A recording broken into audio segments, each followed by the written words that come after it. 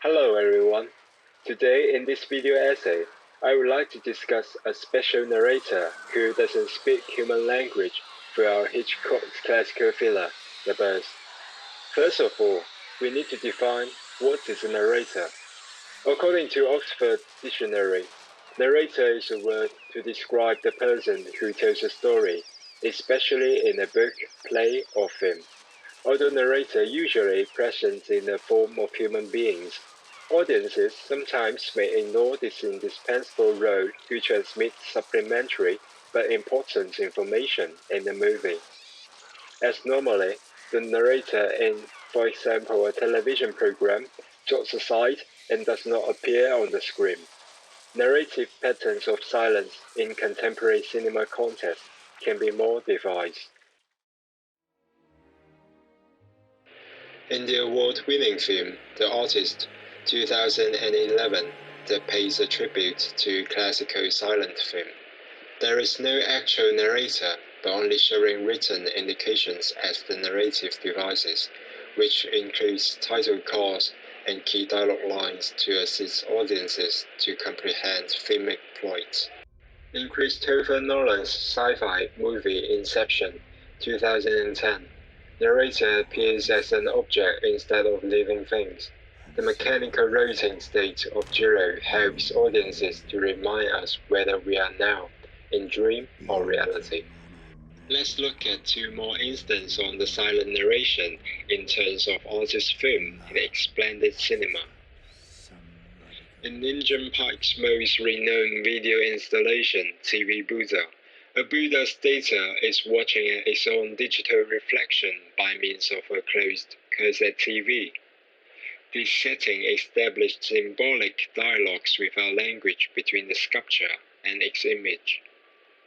The silent narration here inspires audience to ponder the relation between religion and technology, ancient and modern, material body and immaterial mind image. Besides, in the experimental film Deep Gold, directed by the German artist Julian Rotzfeld, the Led Zeppelin with abbreviation SCUM on it can be seen as a noiseless metaphor that implies a series of historical events, including the military aircraft in the First World War, the assassination of Andy Warhol by the extreme feminist Valerie Salinas in 1968, and the English rock band also founded in 1968. Back to the discussion on the Hitchcock's film. The master of suspense ingeniously integrated the above four types of relationships between silence and narration in one film. Before we normally start the analysis, it is necessary to give a brief introduction to the director, Alfred Joseph Hitchcock, with a focus on his connection with the avant-garde art movement surrealism. For Hitchcock, surrealistic characters in his filmic production is a mechanism to reveal the psychological state of actors and actresses to audiences. As a phenomenal producer in the 1960s, Hitchcock and surrealist artists were active in the same period. They impressed and complete each other due to the surrealists also explore the abstract inner reality of human mind rather than depicted concrete realism. Salvador Dali designed the mise-en scene of Dream for Hitchcock's motion picture Spellbound. Their cooperation opened possibilities for psychoanalytic narration. In the 1960 film Psycho, we can make another comparison between Mothersbaugh that denotes to a path into the state of dream or unconsciousness in Norman Bates' house, and Salvador Dali's surrealist composition with the invisible figures. In Dali's painting, the bed with the outlines of female body, water, and precious stone and the pedestal are sexual symbols. I have listed two previous works by Hitchcock that bear obvious association with surrealist paintings. However, rigid relevance between movie and painting seems to be lessened when it comes to The Bird. Also, the intervention of subconscious mind tends to get natural and mature in the film scenes. The birds who do not speak but constantly make disturbing noise can be regarded as a non-human narrator with surrealistic quality. They lead us into the inner world of key characters. As narrator, birds has dual identity that represents symbols of patriarchal society and the death or failure of feminism. In the following analysis, I will analyze the interrelation between birds and characters by dividing them into four groups with a perspective of Lacanian psychoanalysis. The purpose of doing so is to answer the questions: what can this bird mean allegorically in the film? What unspoken words do they try to convey? I have summarized some representative interpretations from the visual and textual reviews of the film. First, in the pet shop, a cage full of birds denotes the imprisonment of nature. Second, although the juxtaposition of the male and female protagonists to birds symbolize modern people's controlling desire and arrogance over animals, they usually ignore manifold and unknown risks of nature concealed behind. Those objects that humans take for granted are easy to control, sometimes can't control human back. Third, lovebirds at the pet shop kill romantic relationship, while the crow appears later are deemed to be an ominous sign. All these perspectives only reflect the link between nature and human beings, but lack of deeper analysis from mental and gender dimensions. Consequently, complementing the interpretation of these two aspects will help audiences understand what Hitchcock really wanted to express on a more profound level. My reading toward the film will provide a Lacanian analysis, and bird will function as a narrative metaphor that has dual implication: patriarchal collapse and misogyny. According to gender and scale of the bird, the relation between roles and birds are divided into four groups. I will deconstruct each case with details. Let's begin with the first relationship, one woman and birds. The heroine Melanie Daniels drives a car and a boat at the beginning of the film. Operating vehicles used to be masculine skill in 1960s. The emergence of the car and ferry reflects the awakened subjectivity and initiative of women during the second wave feminism from 1960 to 1980. Besides, according to Lacan's teacher, the founder of psychoanalysis, Sigmund Freud proposes that phallus is the symbol of an unattainable gene-sense or pressure. So when the first time Melanie faces an escape of a bird, her inability of dealing chaotic mess is contrasted with the hero, Mitch Brenner, who shows the problem-solving ability as a man. When he covers the bird with a hat and says, "Back in your gilded cage, Melanie Daniels." From the male perspective, it implies an accusation to femininity, and cages has the implication of socio-moral shackles. Also, man's head in Freudian interpretation means the middle-class penis. So the first strike to Melanie Daniels caused by a seabird on the boat in Bodega Bay can be read as the loss of her virginity, or it suggested that the so-called new woman Melanie has intruded the symbol of order, the Lacanian big order, or the patriarchal society. Then with the rise and gathering of aggressive birds at any school, Hitchcock uses black light, shadow, and a large area of black color to construct a sense of oppression and powerful visual impact.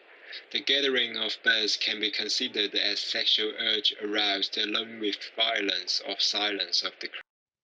The most intense plot in this group is located at almost the ending parts of the film. Melanie is constantly pecked, slapped by birds, and she groans in an attic room. It is worth noting that this plot seems to have a realistic accordance, as the blonde conveys the message of dual victim who painfully suffers no matter in this scene or during shooting. According to the memory of the actress Tippi Hedren, who plays the role of Melanie in her later years, Hitchcock's original arrangement was using mechanical birds. However, the plan was replaced by real birds. After an extended period of struggle with real birds in order to finalize shoot this scene, Hitchcock, who had the right to stop, did not ask her to take a break. Namely, Hitchcock tortured the actress just as how the birds did to Melanie in the filmic work. The second group is mainly mapping the relation between Melanie, Mitch's ex-girlfriend Annie Hayworth, and a flock of birds, simultaneously alluding the tension that Mitch's mother Lydian Brenner against the two young ladies, because birds are the crusher or the enemy that Melanie and Annie fight together, as well as the rejection of Mitch's mother to them. Their defensive state of mind as rivals in love becomes closer and dependent upon each other. Based on the most notorious proposition of the late Lacan, woman is the symptom of man. It is suggested that Mitch's mother and two young girls are Mitch's symptoms. This symptom is double-edged, resembling with what Freud writes in his 1913 book Totem and Taboo, in which he points out that the incestuous obstacle and the Oedipal complex are two sides of the same coin. Furthermore, birds flying by and the suicide bird at Annie's door collectively prophet the death of Annie. Through such arrangement of ordination and ominous chance, Hitchcock creates the sense of thanatophobia and repression for audiences. Similar to Melanie, Annie represents another independent female victim by this irrational attack. She is silently killed by the phantom in front of her house, just like a bird found dead outside of its cage, projecting the tragedy and helpless state of feminists in the patriarchy world without the protection of marriage and the last group pays attention to the cloud and more than a few birds. This might be the most profound group that leads audiences to the crescendo of the story. As a narrator and an executor, the bird, the most familiar creature that lives around us, carrying a threatening chaos to maximize horror.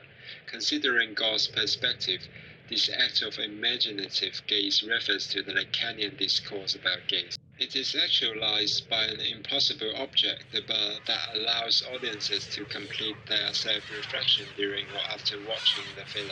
What does this bird actually mean to us? Hitchcock sophisticatedly used the first-person perspective of Melanie in a scene where people gathered. A mother of two kids shouts at Melanie and calls her evil, while the audiences can feel the strong sense of substitution.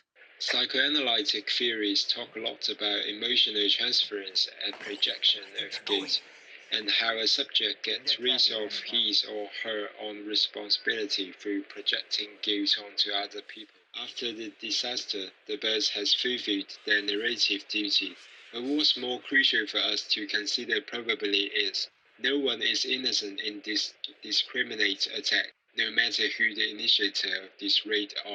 Heroic icon has always been a symbol of male power in patriarchal society. However, this concept of hero has always been emasculated in Hitchcock's film, including The Birds. Lacan had defined hero as a subject who fully bears the consequence of his deed. When the first time birds attack Melanie, it seems to be a revenge, which reveals Hitchcock's satirical attitude toward the audience about the arrogance and escapism of human beings, even they are perhaps not aware anything wrong with birds in their memories and experience. Concerning Lacan's interpretation of Hegel's aphorism of real rational in the early 1950s, causes of real meaning of the subject's words or action is explained by their actual consequences, so the subject has no right to retreat from the consequences. Notwithstanding, based on the analysis above, we still cannot exactly identify what is the implication of the verse.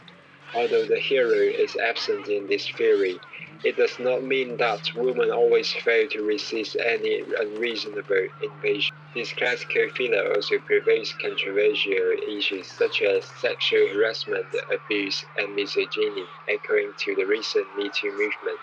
The violence to the women in the film is executed by birds, therefore, in this contemporary gender context, bird can be understood as male power and privilege. For women, men in general are like the birds are perpetrators. Let's look back at a relevant case now. In 1977, 43-year-old Roman Polanski sexually assaulted a teen girl in Los Angeles has remained at large. More recently, when Roman Polanski won the 45th Caesar Award for the Best Director on February 28, Sexual assault again become the focus to protest and protect female rights. On Hitchcock and Polanski, the attacking birds